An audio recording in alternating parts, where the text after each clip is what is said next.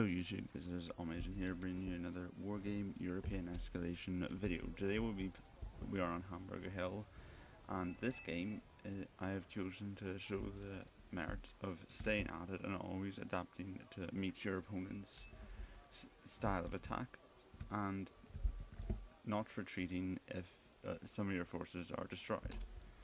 In this game I decided to concentrate on taking Juliet and Echo, as this is the centre of the map and the hill provides a tactical advantage. We'll be seeing this from my viewpoint.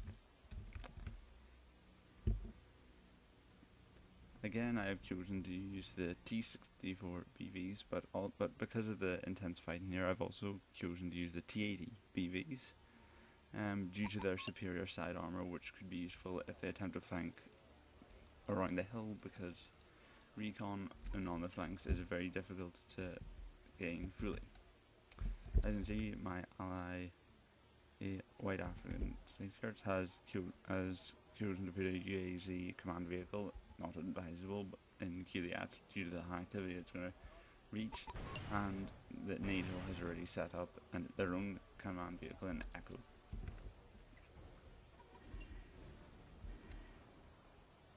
I was intending to use my BRDM to secure Juliet, but seeing as my allies have already taken it, I decided that it would be better to hold it back and then send it to November to secure an extra 3 points until I would be able to secure Echo.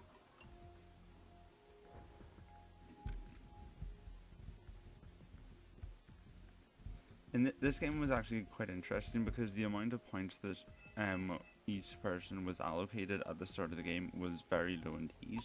Hence, there are very few units in the game at this point, as they have only one tank, one recon, one command vehicle, and one anti-aircraft unit.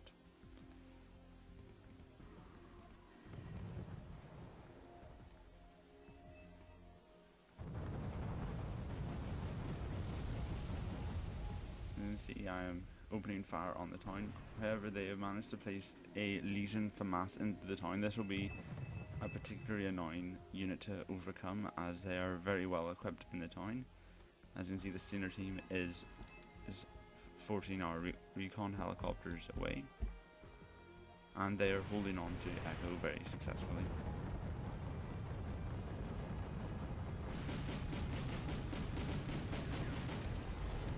As you can see, I'm moving my T80 around to try and gain a flank, but they have an MTA-1 Bradley IFV which is supplied, and it manages to destroy my T80. This was particularly annoying, as that meant that I had no real tanks left, and I was beginning to get a bit worried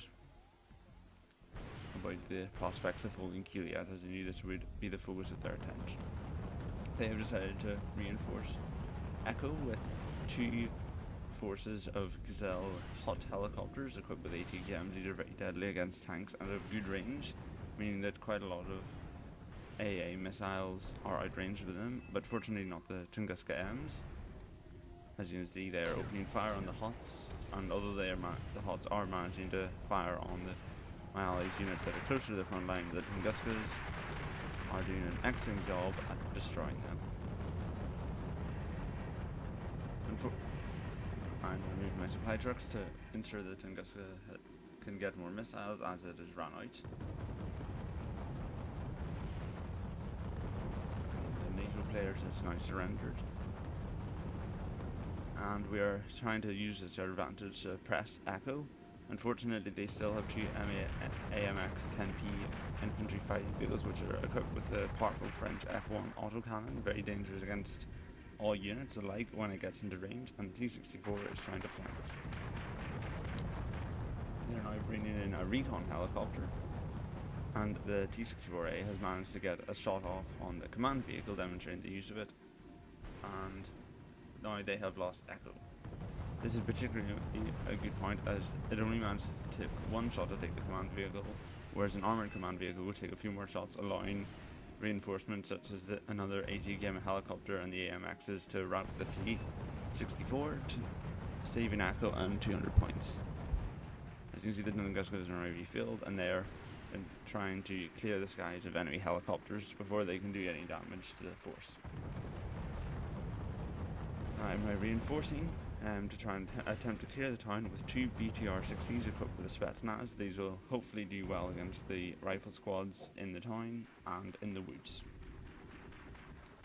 The Tunguskas are now clear to the skies, but unfortunately the AMXs have managed to destroy the T-64, and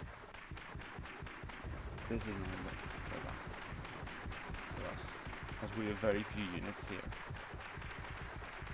I think the BTRs are moving up.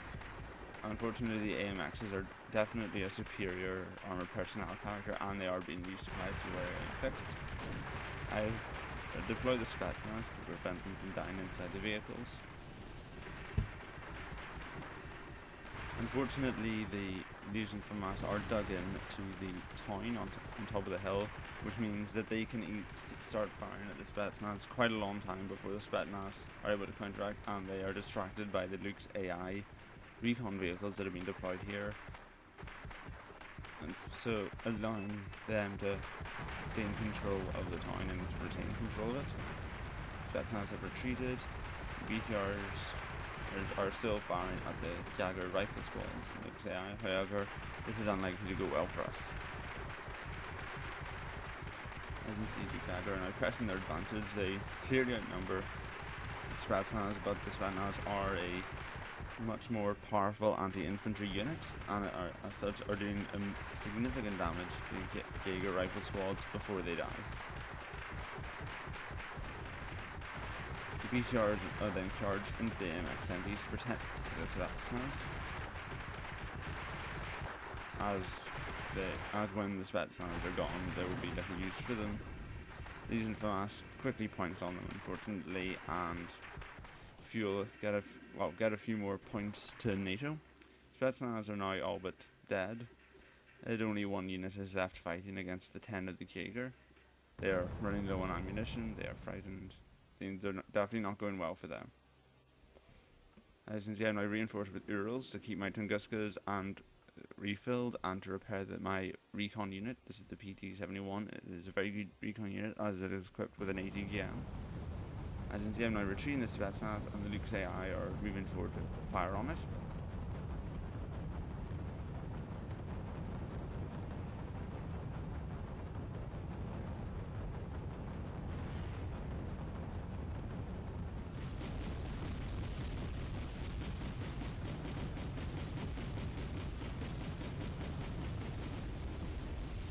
The PT-71 is opening fire on the AMX MPs, which has exposed itself.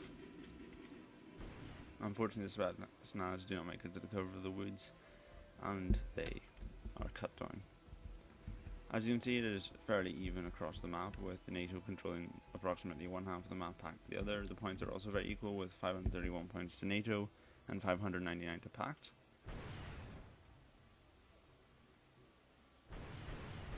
As you can see, I'm calling in more BTR-60s with Spetsnaz, as they have done a very good job.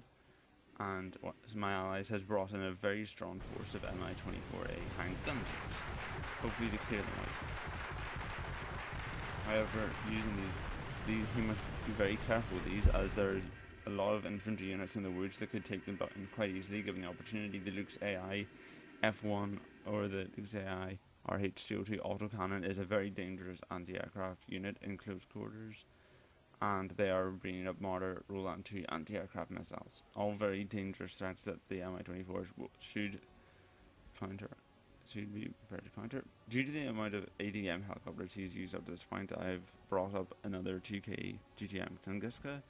Together they should provide all the air defense that we will need in this low point game.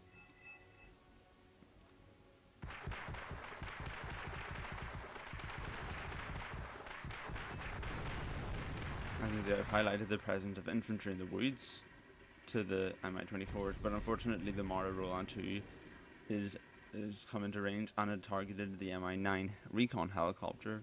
Very wise move, because now that it's down, the other Mi-24As will have to get extremely close to any unit before they can see them, allowing him to take advantage of his good autocannons equipped on NATO forces, and bringing up more supply trucks that have been refilled at the rear forward operating base. But I'm now shocked to see that they have brought a Leopard 2A4 main battle tank into range I wasn't expecting anything of this quality, and as such, all my units are completely outclassed. I have nothing to deal with it at this point. And I was hoping the Mi-24s would deal with anything, and the Leopard 4 is now advancing. I am retreating. It scored a kill. I'm now warning my one of my allies about the UAZ because the Leopard UA4 is getting dangerously close to it. As you can see, I've also reinforced this point here with my VRDM. This point giving us 3 extra points. Hopefully it won't receive too much attention because it won't be able to do much. The Mi-24 is now coming into range to fire on the Leopard 2A4. They are not equipped with any particularly effective weapons, but there are a lot of them. I've highlighted the presence of the Roland just so we can take care. And as you can see, the Leopard has been stunned, and the Mi-24s are now firing on the remaining forces. Deploy my Spetsnaz, and I'm now bringing in Conquer's anti-tank equipped infantry to deal with the Leopards. Because this is a low point game, I couldn't really afford any of my own main battle tanks. And I knew that in the relatively confined spaces of the hilltop, that the superior ATKMs of Warsaw Pack tanks would not be a significant advantage to NATO, and so the Leopard 2A4 would probably be superior to most of the tanks that I could afford to field at this time. So Conquerors were a much more effective unit, taking advantage of the large amounts of hills and forests to ambush tanks. As you see, is now reinforced with 2 Flak Panzer Kevlar A1s to reinforce the Martyr. Their Roland 2. This is effectively completely repelled my allies' helicopter forces, and it falls back down to me now to defend Juliet. NATO has now taken the lead with 889 points to 784, and with its Leopard 2A4, its Lukes, its Flak Panzers, we were definitely feeling on the back foot here. As you can see, NATO is also attempting to flank us with VABs equipped with infantry.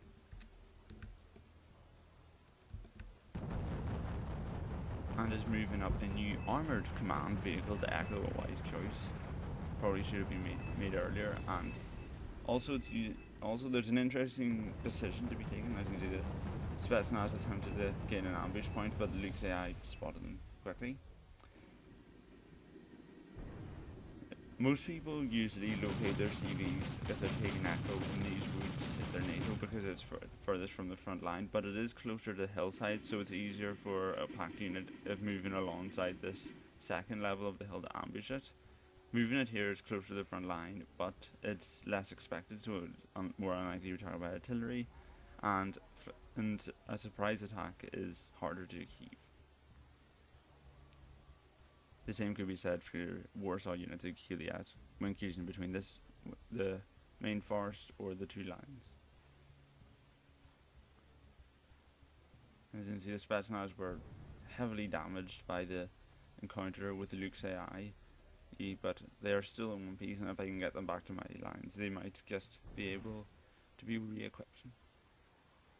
See, the Peter Conquerors, I have advanced, knowing that they have various forces, but the Conquerors have a significant advantage as long as they are kept well supplied. I'm moving them up, taking a few pot shots, and if resistance isn't too heavy, I could think about advancing to this forest here, which offers a significant range over the lower part to the hill and this. As you can see, they've now taken echo. Quite concerning for us because it meant the points advantage we had with Juliet has now been eliminated, and we're going to start seeing even more well-funded resistance. Conquerors are now moving up, attempting to fire on the Roland 2s due to with a hope to clear the skies for our helicopters to advance while still keeping the Tunguskas to give us air dominance.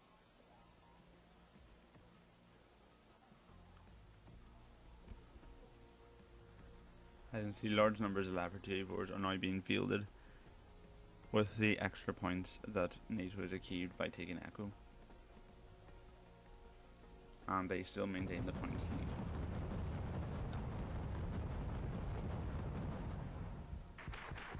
I'm now advancing my units because I did not see any particular resistance to them. I guess that the Leopard TA4 from earlier had been destroyed.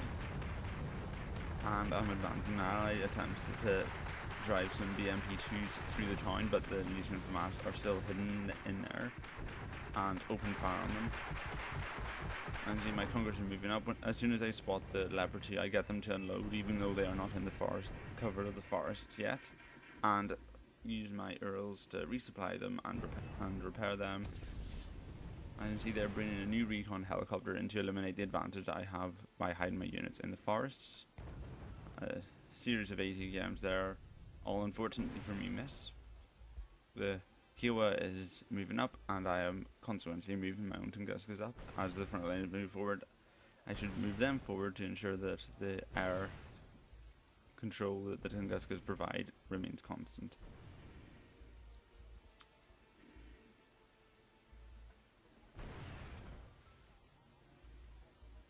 Hit as they were retreating, and they are now bringing Apache gunships to attempt to swing the balance in their favour, hoping that it might be able to overcome the Tunguska,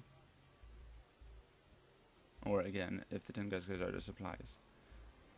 As you can see, I've brought in some supply keeps to resupply the Spetsnaz to make them a combat effective unit again, and I'm moving up my Conkers into the woods. As you can see, the PTR-71 is using its ATKM to fire on the Leopards that are being reinforced. At this point, it would be now there is a huge squadron of Mi-24s counter-attacking, but the Mara Roland, the Flak Panther Gepard, and the Legion of Hamas are all still there, making this a very dangerous and risky attack, which doesn't seem to be paying off. The Apache is now coming in. Hopefully it'll be drawn in by the Mi-24s into the Tunguska range, as that is a very expensive unit. The Leopard TA4s are now being targeted by my PGR Conkers. Hopefully the more they kill, the more experience they get, and they'll be able to be much more effective as one-hit kill units. However, the supply trucks are away being refilled at the FOB, so the amount of missiles I can fire are limited, and as such I'm running away, seeing as the Leopards now come into striking range, and without missiles and the ability to replenish my troops, this could turn quite ugly quite fast. See, the Earls have now been refilled and are coming back. And I'm going to undertake a very risky strategy. I guess here that with the Tunguskas and the Conkers, he would be very unwilling to advance due to the strong defences that I seem to have. And the Legion of Hamas, while have an advantage over the Spetsnaz while in the factory area, once they move out, the Spetsnaz will be able to take them, so that he'll probably want to keep them there. As you can see, the Earls are now there, and now with supplies, my Conkers are now definitely an effective force. However, the Leopard is trying to destroy the Tunguska to allow the Apache to come in and get some Hellfire missiles out. Fortunately, the Leopard is unlucky with its shots. The Tunguska is not hit, and it is being refilled with its missiles. Now we're calling in some artillery units to try and soften it up, and I'm bringing in more Spetsnaz to try and clear the town, because this town has become a major stopping point to us, and if we can secure it, this will definitely be an advantage to us. The Apache is now attempting to use the cover of the woods to block the Tunguska's line of sight. Unfortunately for it, I have brought another Tunguska in to replace the one that was destroyed by a Leopard earlier, and its flank is unsuccessful. The Tunguskas will have clear lines of sight on it, and as soon as they stop, they will be able to get an effective. I said they've stopped, they're firing. Unfortunately, the Apache is a very fast helicopter, manages to evade being targeted by more than a couple of missiles, which unfortunately miss as the line of sight is broken, and learning its lesson, it has retreated. The attack has been stalled, but there you go. So I'm guessing at this point that they are unwilling to advance for the reasons I stated earlier, so I buy a new command armor vehicle and move it into Echo. When two command armors of opposite factions are in the same place, it is neutralized. So now we are again getting the points advantage from Kuliat. However, this is a very risky strategy, and I can't really recommend it in the majority of times, as you can see, the Legion Fat are extremely close to the BRDM, and with a few lucky shots from their LRAC bazookas, this thing could go down, and that would be a very bad turn event for us. As you can see, we have retaken the lead again, thanks mainly to the force on the flanking and the leopards that have fallen to the conkers, which are very key units. The Tunguskis have also paid off their work. And the fighting on other parts of the map is quite intense, especially on the flanks. And these units that we saw flanking earlier are attempting to break through. However, there are a large number of OT-64 armoured personnel carriers and various other units that will hopefully stop them. Also, because Papa is a reinforcement zone, as soon as any trouble is spotted by the destruction of the OT-64s, Ally will be able to reinforce directly. Here I'm bringing them into range. Unfortunately, the bazooka managed to destroy one of the BTRs before I could unload the Svetsnas, giving them a significant advantage in this fight. Luke's AI have moved forward and have identified the Svetsnas again doing significant damage to this force. But the Svetsnas have been successful despite the fact that they were clearly outnumbered. They have managed to push the Legion FAMAS out of the town, and now my BTR-60s can shoot at them freely. As you can see, the Apache forces have now been reinforced, and due to Tunguska's presence here, they are choosing to use this other flank, hope maybe he's attacking Gulf. He's also worryingly brought some mortar carriers into range. These are very short range for artillery, but are extremely accurate. And this is causing me a great deal of concern, because if they can get any kind of eyes on my beacon, on my command armor, then this will be a very dangerous and unwelcome presence. As you can see, I've reinforced again. My supplies of Spetsnaz were running low at this point due to their heavy usage, so I hoped that with them out of the town I could reinforce with mortar strategy and one more Spetsnaz unit, and then deploy some Conquer teams. Unfortunately, this wasn't successful. The Legion FAMAS counteract heavily, and with artillery support damaging and routing my units, this is definitely again going to go in their favour. This is a very profitable unit.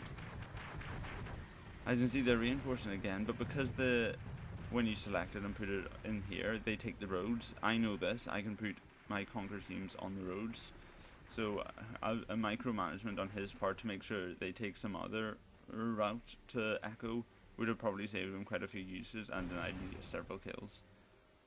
However, now with these two M1A1 Abrams, this is definitely looking quite scary for me, because again, these are very high quality tanks. These mortars are damaging the accuracy of my Conquers quite a lot. So I decided to bring in my own battle tank, a T80BV. Hopefully it'll be here soon to counteract the M1A1 Abrams. As you can see, I'm now out of Conquers due to the heavy usage of them, and I'm now relying on Fago units. These are less effective but cheaper than the Conquers.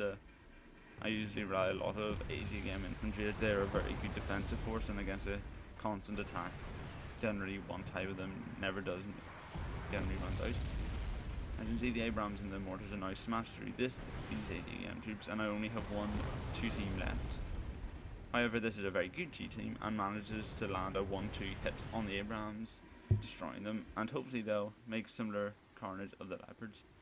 As you can see, this experience has gave them quite a lot of veterancy, levels 2 and 3 respectively, so they have very good accuracy. I'm therefore keeping my rolls here to ensure that they are resupplied to keep doing damage to this Leopard.